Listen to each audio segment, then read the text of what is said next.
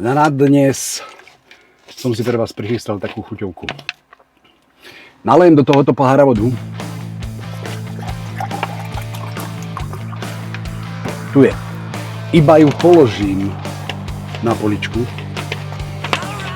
a zídem štúrec s tým, že teda dúfam, že ten pohár neprehodí.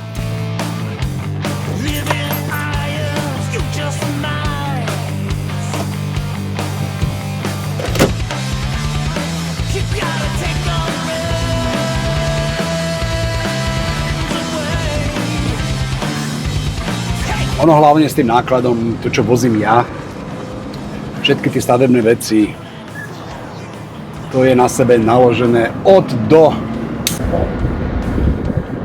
Tak týmto som zliezal ten štúrec, pohár s vodou, hej, na poličke.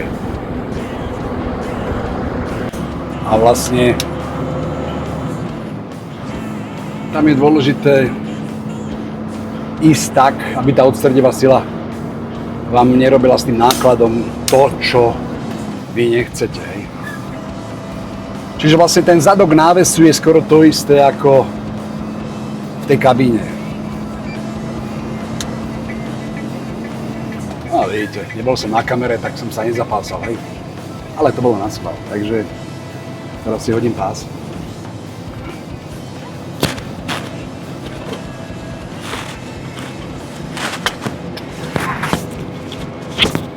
A ideme na to.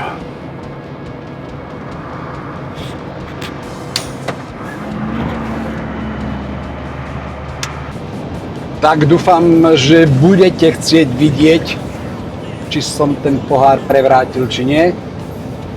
Lebo toto bol len úryvok. Časť. Ale celú si pozrite na mojom YouTube kanáli. Aby niekto nepovedal, že som niečo strihal.